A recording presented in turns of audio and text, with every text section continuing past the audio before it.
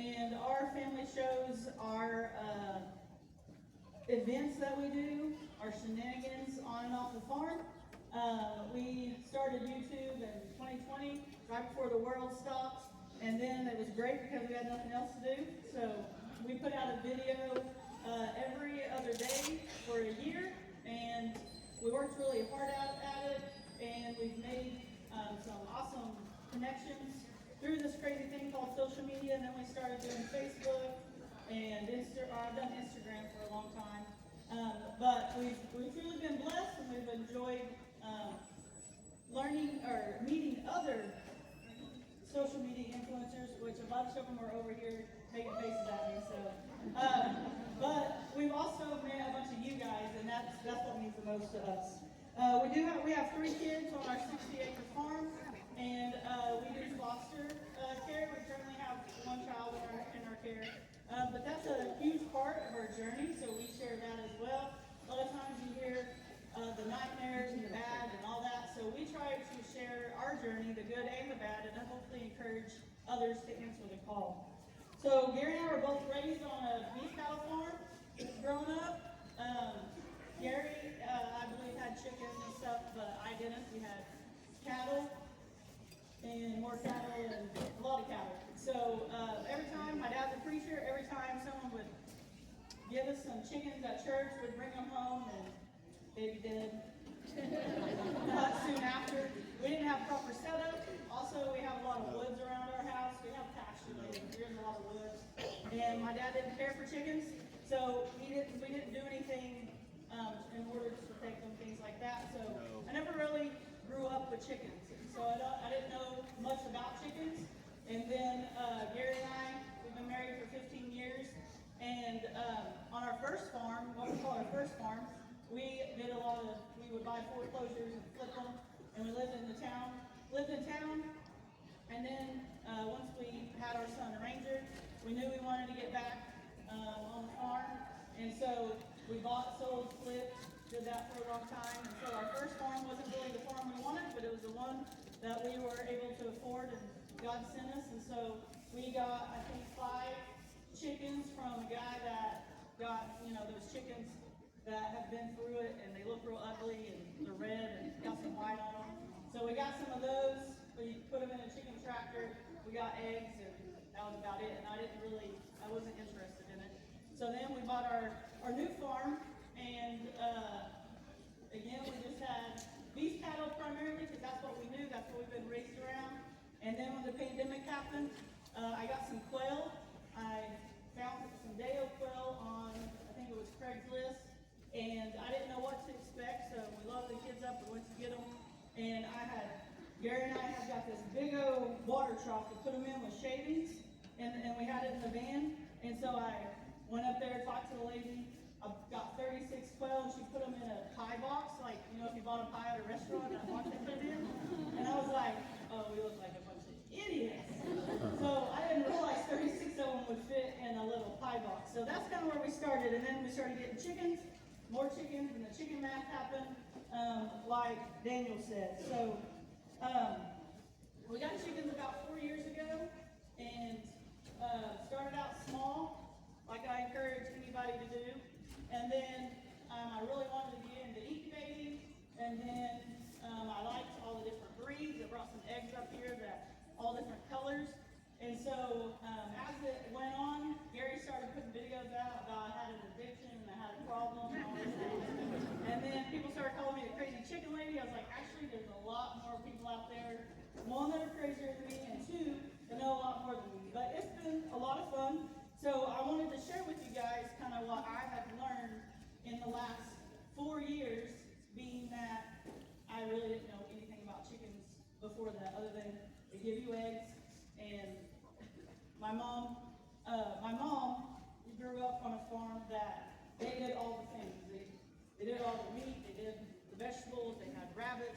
And so as we've grown our farm, we've got different things. We did the meat rabbits. We decided that wasn't for us. We've done goats, and after this weekend, we don't have any more goats because someone's taking them home with them when they leave here.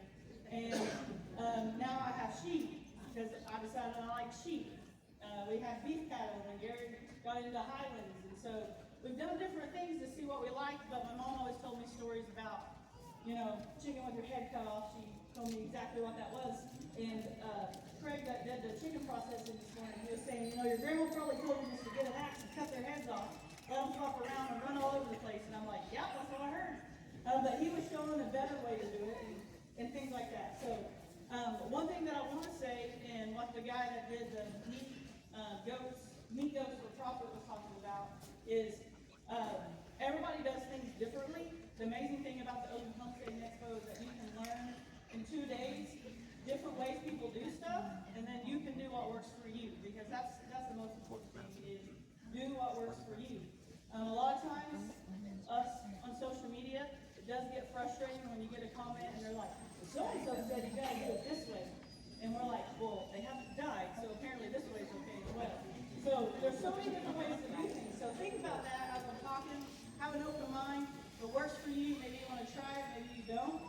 But this is what I have done, and Gary says you can't have livestock without dead stock. So yes, some chickens have died, but that's part of it being on farm. So the first thing I want to talk about is meat versus layers versus dual purpose. So meat birds, if you're wanting them just for meat, that is totally different than if you're wanting eggs. So we have not done the meat bird stuff. But a couple of years ago, I went to get some quail from Dutch, and he sent me home with the Cornish cross, and he said, I want you to try this, see what you think. Although it tasted really good, the process is not for me, and they're disgusting, like them when they're alive. So that's, for some people, is not really for me. So the meat birds, if you want just for meat, the Cornish cross is probably the best thing for you to get. They grow fast. They get so fat they can't walk around. All they want to do is lay and eat all day, and out about 8 weeks, you have a bunch of meat. That's for some people, but it's not for me. But like I said, if you're wanting just meat, then you need to know which birds to get. Next is laying hens, which would be for egg production. So if you're wanting eggs, you can get laying hens. And I was talking to the people over there at the I Love Poultry about how there's just so many chicken breeds. So I was telling them about my laughing rooster, which they had never heard of, so I was showing them videos and things, and they're like, oh, we need some of those. So there are so many breeds out there. What breed you want, I don't know. Depends on what you want look-wise, what you want egg color-wise, things like that. Do you want a small egg? Benny's. Do you want a big egg? Okay? So when it comes to egg production, laying hens, I mean, the sky's the limit. And then the next thing would be dual purpose, which would be that you can have them for meat and for laying. Now, every chicken tastes good. So if I go and I say I have a silky and I, for some reason, butcher it and go to eat it, it might be cute and pretty, but I don't know, it probably ain't going to taste good. So you can eat any kind of chicken, but if you're really wanting good meat, then you want to get certain ones. So there are the dual purpose breeds out there. You talk to everybody and talk to 10 people, you get 20 different answers. But right now, I currently have American breast or American breastie. I don't know how you say it. I'm from Oklahoma. I say things weird. People say it a different way, and I'm like, I can't even say it that way. So that's what I call them. But I got mine from Chase over at the Recreational Homestead. He's out of Michigan, and he has hundreds of birds. And he sells day-old chicks, and him and I got together on social media somehow, and I ended up with 12 or more from him. And at the time, I was going to do death layers, and so I had silver death layers in a pen. I was going to do those, and then I got these from him. And now Mike over at Fowler Family Farm has my silver death layers, and I got these. So that's kind of how I work. I get one thing, and then I go on to the next, and Gary loves it. So, but I currently have the American breast, and they all are dual purpose. Chase, he actually sells to a restaurant, and they sell them for meat. But also they lay eggs. A Cornish cross doesn't lay eggs. Like Craig was talking earlier with being farmed, like you can't even breed Cornish cross. Like, it doesn't work that way. You can only buy them from a hatchery. They don't lay eggs. They get so old, they'll die. I mean, they get so big, they'll die if you don't butcher them.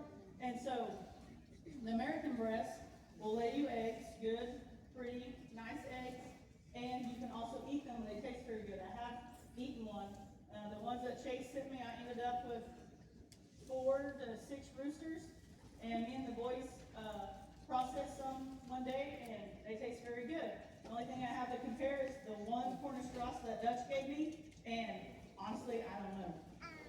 But I do know that if I wanted dual purpose, that's what I would go with, because the egg production is good and the meat is good. So the thing is, though, you just got to do your research. Craig was talking about this morning that he would go with hard rocks. American breast is kind of the big deal right now, and they're kind of expensive. They're kind of hard to find.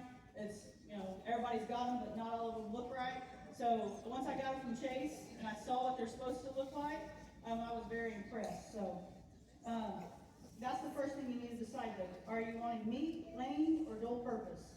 You do not need a rooster. A lot of people think in order to get eggs, you need a rooster. You only need a rooster if you want fertile eggs. If you don't plan to hatch them, then you don't need a rooster. Okay? Roosters are a lot more prettier than hens. I don't know why. God did that with peacocks and all sorts of things, and I don't understand it.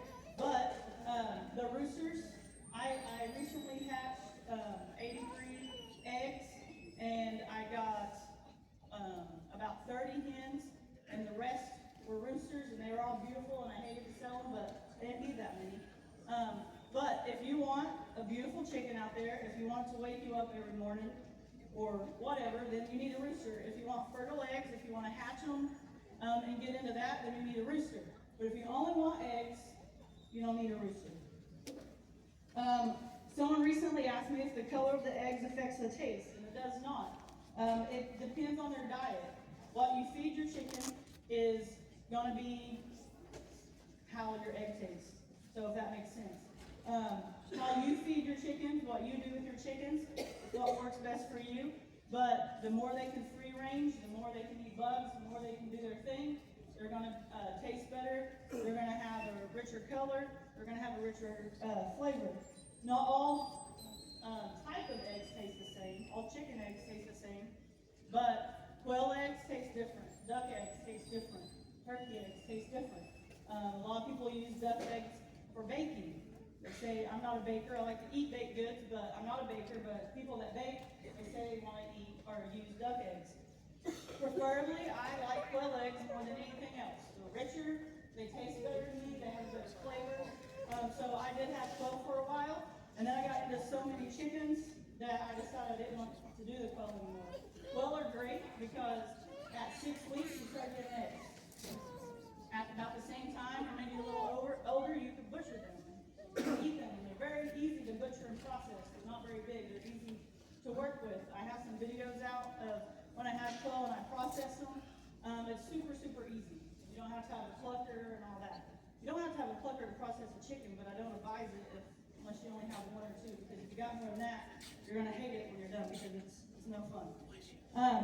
But I prefer quail eggs. You got to eat more of them to get full, but I think they taste better. The next thing is breeds. I like a variety in my pen. I like to be able to drive by. We have them when you come up our driveway, and I like to be able to drive by and see all the different ones out there. I also like, I brought some eggs up here, and you can come look at them later. But when we gather eggs, we like to get green or olive colored eggs. Then you open up another side and you get a blue egg out of your nesting box. And then you can have a dark brown egg or a lighter color. That's not much lighter. But when you put them together, I just like all the different things. I have some smaller eggs because when we went to Arizona and visited the farm on Route 66, they sent me home with some eggs that are out of game chickens and just your regular chicken. If you don't know what a game chicken is, there's some people that fight chickens, and it's part of that, but also why I like them and have them is they're hardy. A game chicken is a lot more hardy, I believe. But they had some that were kind of cross, and so they have smaller eggs. So it's just whatever you want. I like having all the different colors, and I like walking out to my pen and seeing a variety. A barnyard mix is my favorite type of chicken. What that means is I might have a lavender Orpington rooster out there, and then with all my different hens, he's the one that they're making the eggs fertile. So then you hatch out, like if we hatched out these eggs, I can't tell you what any of them are going to look like. So that's what I like, because you hatch out these eggs and it's got a little bit of a lavender Orpington, a little bit of a Wyandotte, and a little bit of a Barred Rock. And hopefully when you're doing that, you're getting all their strong qualities and putting that into one bird, as opposed to just that one thing. So also I like it being kind of a surprise. People will say, oh, that chicken's beautiful, what kind is it? Well, I have absolutely no idea, but the rooster was this, but other than that, I can't tell you. So that's what I like, and that's what I prefer. Show chickens versus backyard chickens. So our kids do show chickens at the county fair that's here. And so I do try to keep some that are purebred, that we know what they are, that they can actually bring here, so that they can do that. So if you're wanting to show chickens, that's a whole different thing. You don't want any chickens from me. If you are wanting to breed black copper Morans and sell black copper Morans, then that's what you need to do. If you want to get into Wyandottes or Barred Rocks or the lavender Orpingtons or whatever, then that's what you need to do. But I'm the person that is going to come to you and then you and then you and then you and get a little bit of everything and mix it together, because that's what I like. So, like I was saying, I was going to do the silver death layers. Our kids' trampoline went to Kapui. So Gary made me a chicken tractor out of it. And so in the chicken tractor, which I'm going to talk more about that in a little bit, were my silver death layers. Well, then when I got the American breast and I decided to go with that, got rid of the silver death layers, and now that's where my American breasts are. Because if I put them out in my big chicken pen, then if you want American breasts, I can't guarantee that that's what it's going to be. So I have a pen with just my American breasts in it. That way, I can actually do that.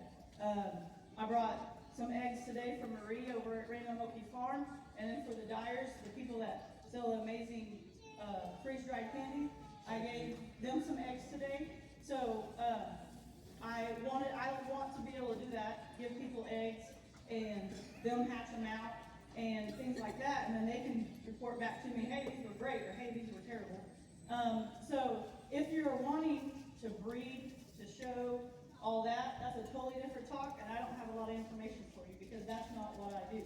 I like backyard chickens, I like barnyard mixes, and I like a variety. So if you're a first-time owner just getting into chickens, I would not go out and buy black copper Morans and Stephanie, what's that you guys got? Orpingtons and Jubilees and all those that are expensive, or that a coon reaches through and pulls their head off, they're going to be mortified. So if I was just getting into chickens, I would go get whatever was cheap out there. I would go get some barnyard mix or whatever I could find. That way, you make sure that your setup is good, that it's going to work, before you go out and spend a bunch of money on these certain chickens and then you're just heartbroken when something happens, because something will happen. We very rarely have any trouble, but every now and then someone forgets to turn on the Premier One electric fencing, coyotes get in, and my Tom and my 4 favorite chickens all disappeared in the middle of the night. So we still haven't figured out who did that, but things still happen. But our neighbors, they went to Tractor Supply, Atwoods, I don't remember what it was. They paid extra to not get any roosters. They bought Rhode Island Reds. They put them in a pen, or they went through the process of them getting big enough. They put them in a pen, decided that they had way more roosters than hens that they paid extra for. And then within a few months, coon had reached through and killed all of them. chickens since because they were just so frustrated. Also, we usually have our chickens close to their house, and they have free range to climb over the fence and go get all the eggs they need, so why would you get chickens? But what I'm saying is, I knew from the beginning what they were doing wasn't going to work, but they kind of needed to learn that on their own. But they just use chain link, and so a coon can get into whatever a coon wants to get in. But the way they have the roosting bar and things like that, like obviously I told them I'm not that rude, but the coon reach in, pop their heads off, go on his way, and that's it. So if I'm a first-time chicken owner, I'm going to get my setup, see what's going to happen, and go from there. Our other neighbors wanted chickens, so I sold them 4. I asked them, do you care what they are? And they're like, well, we've heard, yada, yada, yada. So just let me give you 4 ugly ones, and then you can go from there. So within 2 weeks, their kids left the gate open, and one got out, and the dog killed it. And then didn't have a top on their pen, and bird of prey got one. And then I don't remember what else happened. But right now I don't think they have any. And so he told me when I can cover it, when different things like that, I want to get some more from you. But right now is just not the time because it's not set up properly. So that's my take on that. What do you feed them? Depends on what your setup is. Our chickens have full feed, and I'm going to talk about these feeders in a little bit. But holy cow, it's only been 20 minutes. I talked too fast. But the setup we have, which I'm going to talk about in a second, our chickens have full feed all the time, but they also are able to free range. So we feed laying pellets. They have laying pellets out all the time, and then when we go out, because Gary thinks that they need a treat, he gives them chicken scratch, which is good because they come running. And then, so while he's collecting eggs, he does most of the work because he don't have a job anymore. Stay at farm dad. I like to give him a hard time. If you don't watch our channel, you don't know what I'm talking about. But Gary was able to quit his job a little over a year ago and do social media full-time and farm full-time. So anytime there's anything, or he says, can you go make a video? I'm like, that's your job. So when he throws the chicken scratch out, he goes and collects the eggs. They're not all over him. But that gives him some more variety. You can give them oyster shells if you have eggs and they're, so like, if you go buy eggs from the store, they're probably going to bust pretty easy. But if I was to chunk visit someone and they caught it, then probably not going to break. If this was grass and I threw it down, possibly not going to break. Because the shells, because of their diet, they're very thick. But if you have eggs that are busting real easy, or they're not very thick or something like that, you can feed them oyster shells. Contrary to popular belief, you can feed your chickens their eggs back. They will not become egg eaters. If a hen eats her eggs, she was going to do that anyway, and you either need to get rid of her or eat her. That's what I tell people all the time on social media, that if she eats my egg, then I will just eat her. So what we do, the kids love to throw them down and let them eat. Okay? Erica in here with bar 7. Now she's sitting back there, probably making mean videos of me. She's a little bougie, so she grinds hers up, and I think she might bake them and feeds them back that way, but I'm not that nice. So I just chunk them on the ground. If they don't break, I stomp on them, and then they eat them. So that's good for them, to give things that they need back to them. It's not going to make them start eating their eggs. If I throw one down and it doesn't break, they stay away from it. As soon as they hear that pop or I step on it, that's when they come running. So one's got a whole lot of poop on it or whatever, I throw it down there, they eat it. So there's lots of different things. Brandon with Eddie Family Farm, if you watch his videos, he has some kind of secret concoction that he's been feeding his chickens. So if you sweet talking, he might tell you, but I guess it makes them lay better, oats and some different things. There's a lot of things out there. We do laying pellets, scratch, and Mother Nature. So that's basically all we do. And give them their own eggs every now and then. When I first got into chickens, every time we'd cook one, I'd put it in a thing, I'd save them, and I'd go give it to them. I decided I don't have time for that. So they get their own eggs every now and then. There's lots of other treats out there you can give them. It just depends on how much money you want to spend on those type of things. Hatching. So probably like 2 or 3 years ago, Gary, I got into hatching. The first incubator I got was a Hatchmate. I got it on Amazon, and it holds, I think it says 12 chicken eggs, but maybe if you have babies you can get it in there. But I had asked around about hatching. I had watched videos. I had done all these things, and it terrified me because I'm like, you got to get the humidity right, and then you got to do this, and you got to do that. And I'm like, I don't understand. And so finally Gary's like, if a hen can set on eggs and hatch them and raise them, surely you can figure it out. And I'm like, yeah, that's true. So I got an incubator and just went for it. Really, if you research and you watch videos and you do all this, it's just going to be overwhelming. Because everybody is going to tell you something different.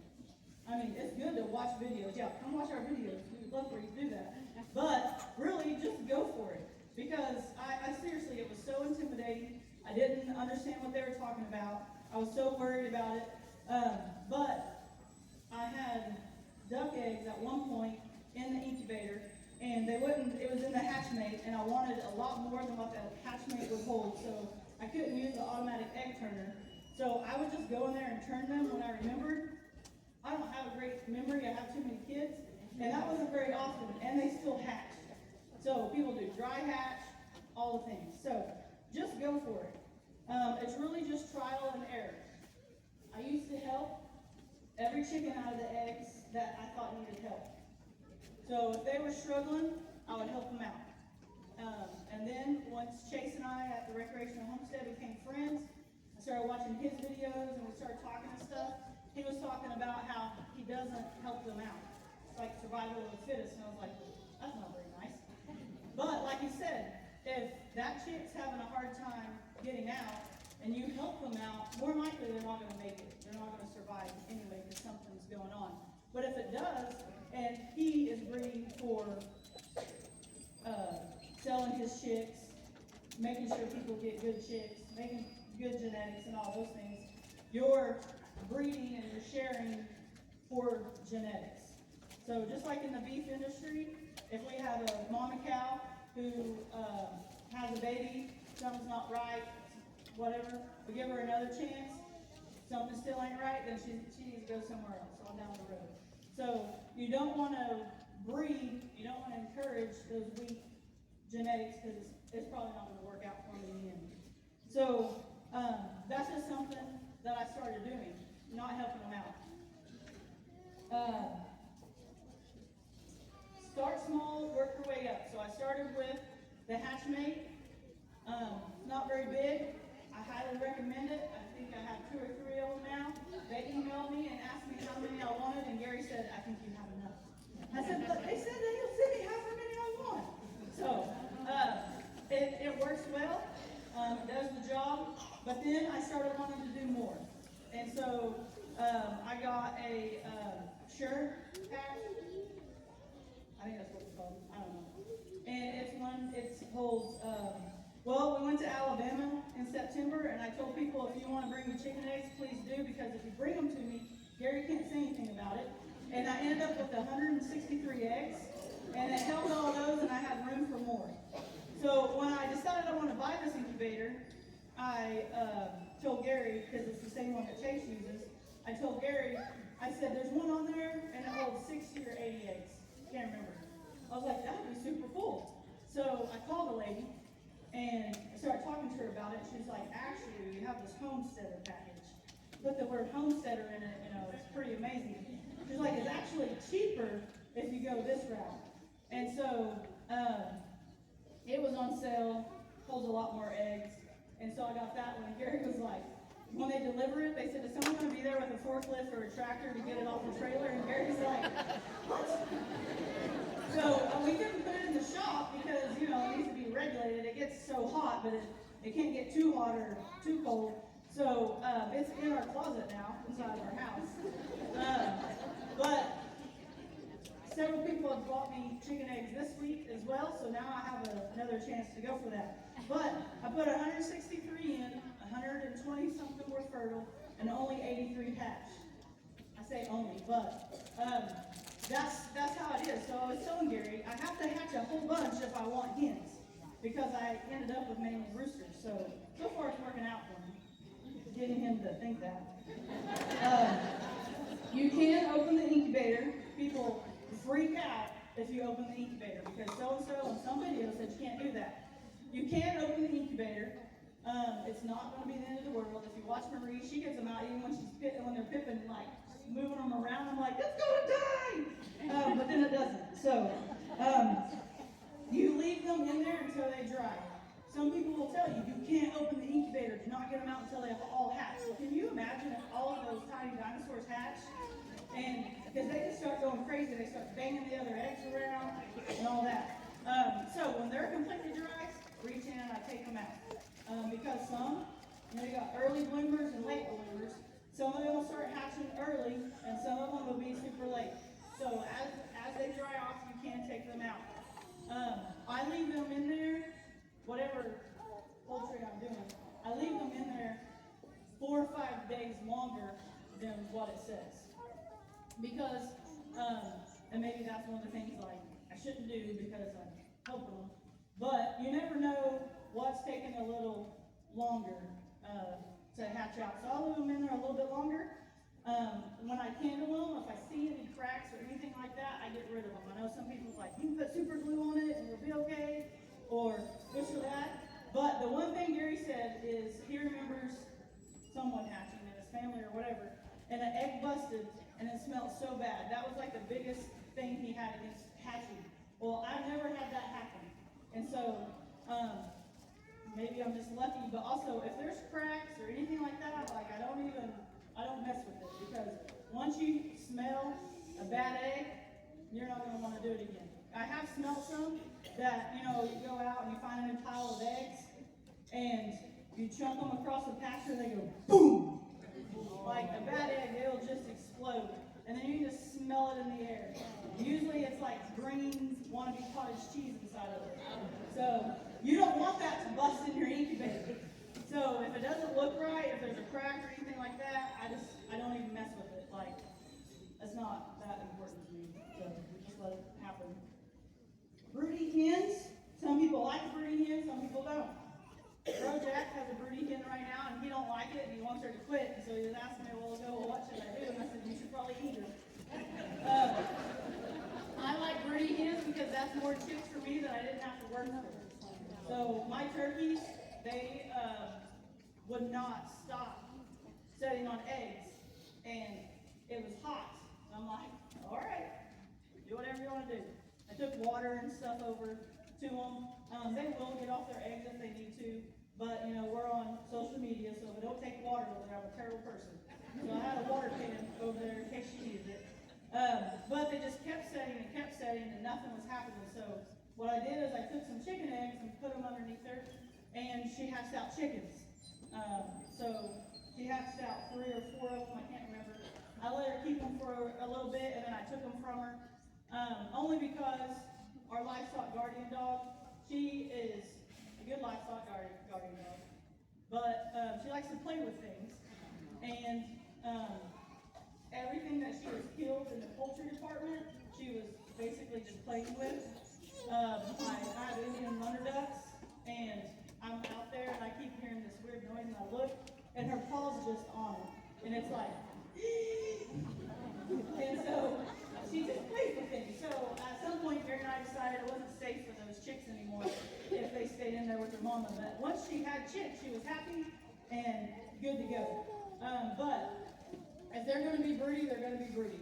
We get comments all the time. Why don't you just leave the eggs in there and let your mama raise them? Well, the mom laid it and went outside, and she don't even know till tomorrow when she needs to lay another one. But I love broody hens because if they can raise some chicks for me, that's one thing that I didn't have to do. But if they want to be broody, they'll be broody, and if they don't, they don't. People will tell you different breeds that are more prone to being broody. I don't think I believe it, but it just happens. All right, buying versus raising chicks. Really, it depends on how much work you want to put into it and how soon you want to have eggs. On your brooder setup, don't go out and buy all this fancy stuff and all this, I don't know, use what you got.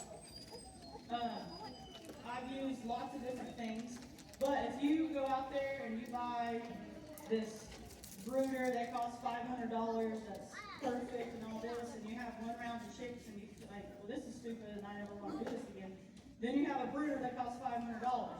So I've used a cardboard box. I've used tubs like, moving tubs. If you were to move the tub with the lid on it, I've used those. I've had different sizes of them. My favorite thing that I've used is a play pen, like a pack and play. You can go to yard sales and find those super cheap, or you can find someone that just wants it out of their house. So it's a good size. It has that pad in there that you can remove. I've put cardboard boxes on top of it, or I've wrapped it in a trash bag and then put shavings on top of it. So that way, when you're done with it, if you just have the pad with shavings, it's going to be really gross when you're done with it.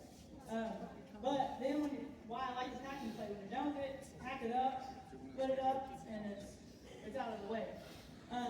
But I would recommend that pad that's in the bottom of it, you wrap it in something, then put your shavings over that, because it'll stay cleaner. So we have water tanks that end up getting a leak in them. You can use those. Anything that's going to contain your chickens, you can put them in there. You do want to have a top on them, most likely.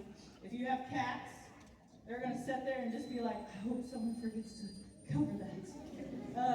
Our barn cats would never mess with a hen or like a bigger chicken, but if there's a chick, it's going to eat it. Our dogs, they don't mess with any of our chickens or anything like that, but if it's little and moving, it's probably going to eat it before it realizes.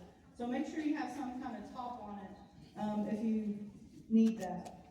In their water, I put apple cider vinegar. I know some people do that until eternity, but I only do it until they're able to go outside. Sometimes I don't even do it that long. But apple cider vinegar is good for their gut health as they're babies and growing and things. So that's easy for me. So I just put, this would be the size of water that I'd probably use for my chicks. So I would just put a cap full of, like the cap on the apple cider vinegar, put a cap full in the water, and then every time I refill it, I would put some more. There's lots of different feeders that you can put inside your brooder. The kids from Showing Chickens got these from the Mays County Fair, and I'm sure they were super cheap, but that's going to work. When Ransom saw I was bringing them, he was like, no, I won that. I was like, I'm not giving it to anybody, plus we got like 10 of them. So that's the water, this is the feeder, super easy. A year or so ago, this is just the water because I'm using the feeder right now. I got these because I liked that the legs on it, that it could grow. So you can make them completely flat. Most of my stuff I get like on Amazon. So this came off at Amazon. But if you go into Tractor Supply or Atwoods, or if you're not from around here and don't know what that is, it's just a farm store. If you walk in there and say, I'm buying chicks today, what should I get? You're gonna spend a whole bunch of money. So you can get on Amazon, different places, and find different things that's much cheaper. Or you can go there and just load me up and let me be. But I like this one, and the feeder is the same way because it starts out this way, and then as they grow, I just open up these legs and make it a little taller because they'll start scratching around in those in the shavings, and it'll be full of the water, especially will be full of shavings all the time. So as they grow, I just make it taller, so that they're still going to make it a mess, but it helps a little bit. What I have recently done though is as they grow and they can graduate to a feeder that they can put their heads in there and get, then I made this. So my sister gave me this bucket and has a lid on it. So you just put the feed in there. You can buy the kits to do these things on Amazon, at a farm store, or whatever. You have a bucket. You order just this. Gary, you want to come take these off of there, and then they can kind of see what it's like. You order just that. Usually it even comes with the attachment for your drill to make the hole, so it's the right size. If your shop looks like ours, you find all the sizes you need except for the one you actually need. And so a lot of them will send that piece with it. But you drill the hole, and then you just stick, comes with this gasket.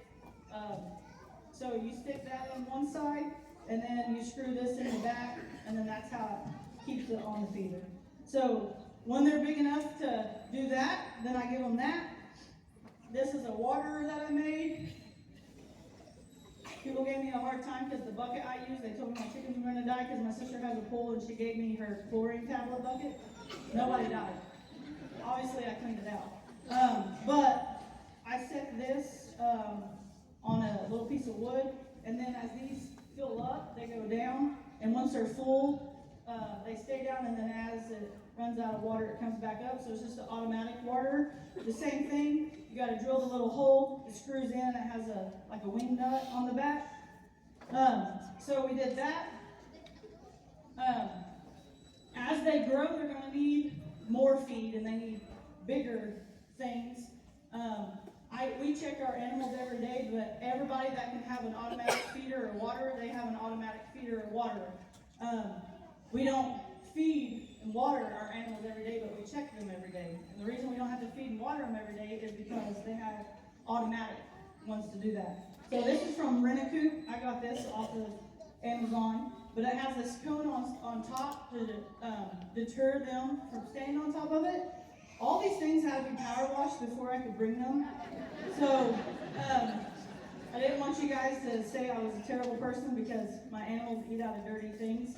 But if you have chickens, they're going to poop all over it. So although it does deter them, they still go on top and poop on it. But it has feeders on all four sides. Obviously, I could have made this, but I didn't want to, so I bought one. When we first got chickens, we went and got this feeder. I'm pretty sure it came from Atwoods or somewhere. It's not a bad feeder. We had it underneath our chicken tractor, and it did just fine. But then, because it was underneath it. But then when we had to put it in the elements, because the food is right here, it comes out on this little ledge. If it rains or whatever, it ruins the feed. And then it'll ruin so far up. So, not a bad feeder, if that's what you want to use. But I don't like my feed getting wet. So with these other ones that they have to stick their head in, they actually have to stick their head in there and eat it. It doesn't get wet. As they get older, sometimes I use this as a feeder, but they'll scratch all the shavings in there, and you got to clean it out. But also not a bad feeder. It holds quite a bit. So it's whatever you want to use. Last year I was talking about feeders, and people didn't understand. That's why I brought some this year. It doesn't have to be anything expensive. It can be cheap, and then as you get into it, maybe you want something a little better. This is some of the first ones that I actually got. A guy from Colorado sent these to me, and he made and sold these. And then once I saw them, I was like, I think I can do that. What I really like about these is that you can see through them, so it's easy to see without having to go over there if it needs filled up. So this was the feeder that he sent me. And then the water, this one over here had cups. When they're young, I like using the cups. I feel like it's probably easier for them to find the water. This one, they peck at it and they push this, and the water comes out that way. What I like about this bucket is it has a hole on top for the water hose, so you don't even have to take the lid off, you just stick the water hose right in there. We use a lot of these on our farm. What I don't like about them is they're super heavy. Also, when it comes time to do it, you gotta undo all this stuff to get it off. But we do use these quite a bit because Gary likes them. Gary mainly feeds and waters them, so. But you can buy these at your farm stores, things like that. But during the winter time, we don't use any of these waterers because the water will freeze, it'll bust the plastic, then you gotta go buy a new one. So in winter time, we use these rubber bowls. You can get all different sizes of these. We do not fill them up all the way because when the water's frozen, you turn it over and we stomp on it and it comes out. If you fill it up all the way, it's not going to come out very well for you. So once the water's not going to freeze anymore, then we transition back to these. So then when I got real crazy and we had a lot of chickens, Gary made me some of these. So you can get these we get them at Stillwater Milling. But what we like is that they lock down, and then you can put a whole bunch of feed in here. Again, they're white, kind of clear, see-through, so you can see when they need feed without having to take it off. We bought a package that had the feeder in it, and we just made the holes. You could do it with a waterer as well, but I have a bunch of these black waterers, and then, like I said, he likes to use those. The last thing about the brooder, a lot of people use heat lamps, and they're perfectly fine, but they will cause a fire if you're not doing it properly, and they can get too hot. So we started using these brooder heaters. You can also turn them sideways, and you can heat your chicken coop, but I'm going to talk about that in a little bit, and you don't need bougie chickens, so don't do that. But I use these as my brooder heater, and what I usually do is the legs are adjustable, so I make one side higher and one side shorter than the other. That way, if they are getting too hot, they can go to the other side, and then as they grow, I switch that around. Anybody see what I did with my speech? There it is. They can only get so hot. If the kids grab them, it will not burn them, and they won't cause a fire if you accidentally get straw or your shavings or something too close. So I really like those because I feel like it's a lot more safer. It can regulate, and again, we have a lot of kids. If for some reason they grab it, it can't burn them. I mean, if they held on to it for a long time, probably, but that's their own fault. But a heat lamp, you just barely touch it, you're like, oh! So that's why we don't use them.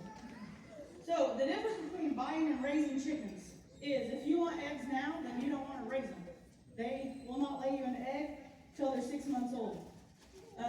So it just depends on what you want to do. But if you want eggs now, then you want to go buy some that are either about to lay or already laying.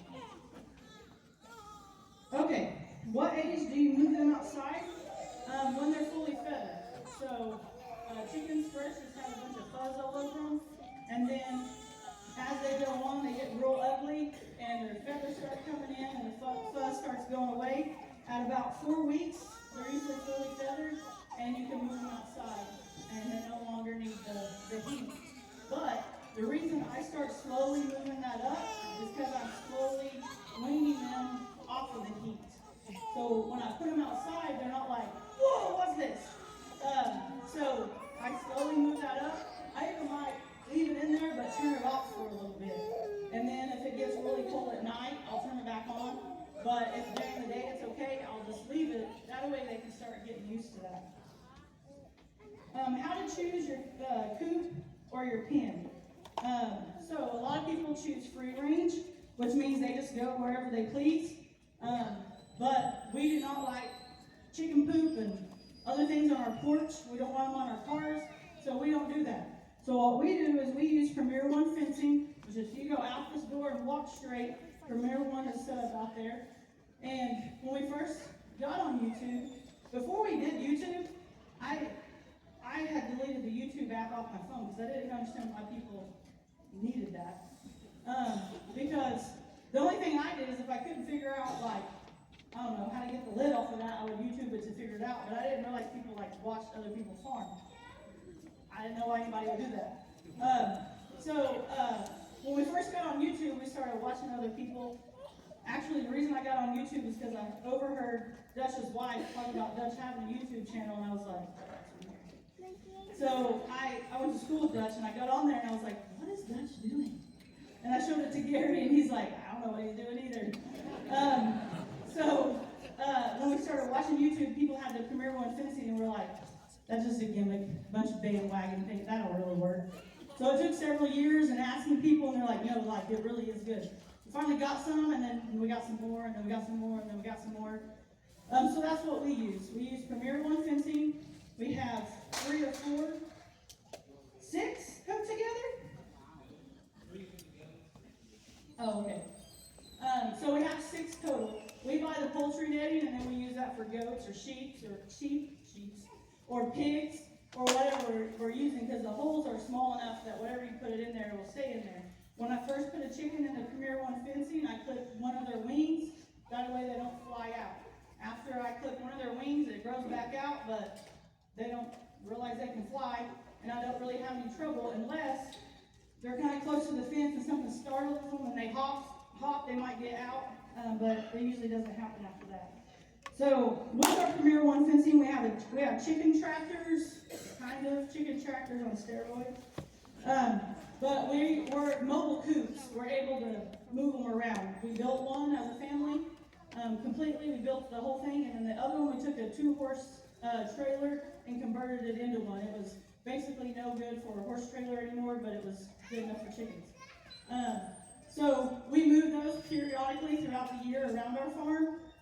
And so during the day they get out, they eat, because we have a whole lot of Premier One fencing now. They get out, they do their thing, and then at night they get back into the mobile chicken coops. So they're free range without the free range mess on your porch and cars and all that. There's also, you can do a coop with a run. So build you a coop that's stationary, that doesn't move, and then it has a run on it, and that's what they get out into every day and then go back up. The reason I don't like it is it eventually turns into dirt, and I would rather them free range and be able to move them around, because after they've been on one spot of our hayfield and then we move them somewhere else, that place turns really green and looks really pretty because they fertilized it for the time that they were out there. So chicken tractors, though, if you go over to the vendor booth, there's Natural Grandma over there. They have like actual chicken tractors. So a chicken tractor, you put them in there and they free range like all the time. And then you just move that a little bit every day. That was the first thing we had, but Gary built it, and it was so heavy we had to use like our four-wheeler and stuff to move it. He didn't realize how heavy it was. But what Natural Grandma has over there is super light. Even Ransom, who weighs 42 pounds, can move it. And so, say it's as big as this square right here, and then every day you just move it a little bit to fresh grass. They're still free ranging and eating the bugs and doing all that, but they're contained. And you can move them all over. When we had one of those in our yard, our grass was really pretty. So that's what Gary turned our trampoline into, is one of those. And we just moved the American breasts around. So, let's see, I got 2 more. I started going slow because it had only been 20 minutes, and now it's almost time.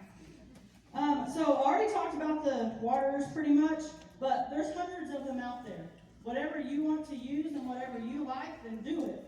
Don't use what I say just because I said it. Don't use what Daniel says just because he said it. Try it. If you don't like it, use something else. But if you already got something at home that's working for you, don't go get anything else. Okay? Our dogs eat out of frying pans that we don't use anymore.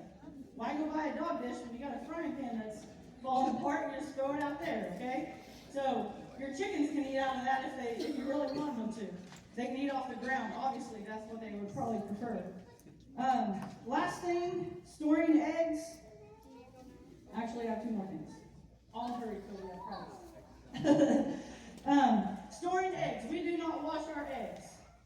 And the only reason is because there's a whole bunch of them and I ain't washing them.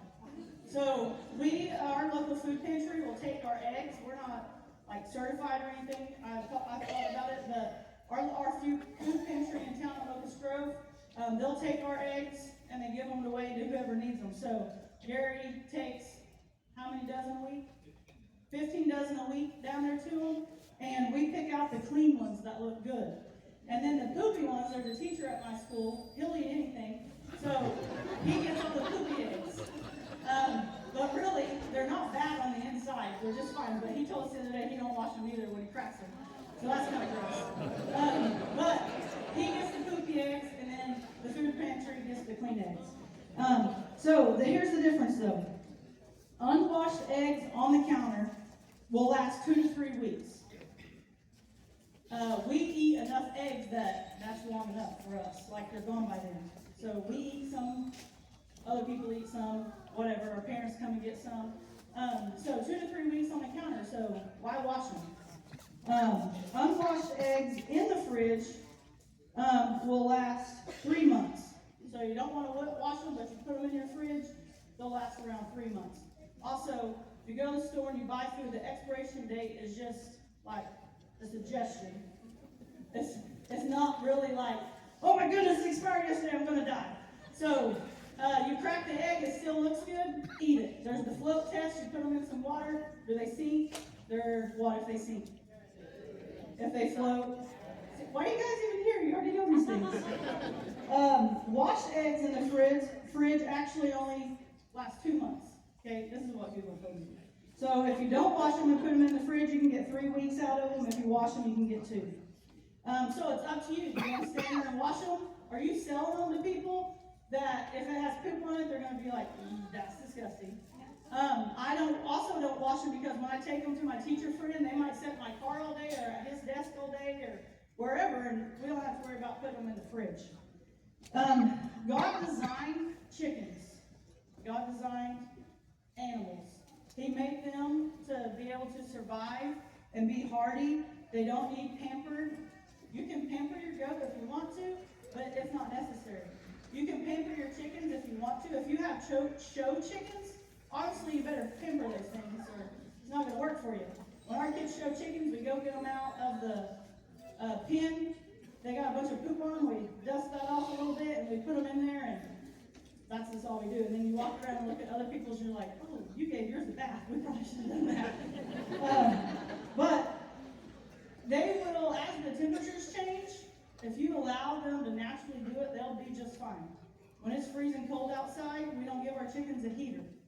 When it's super hot, we don't give them a fan. They go find shade, they give themselves a dust bath, whatever they need to do. And so they don't wake up one day and it's 100, and then the next day it's 30. Some of you guys that aren't from Oklahoma, you're like, whatever, that just happened to us while we were here.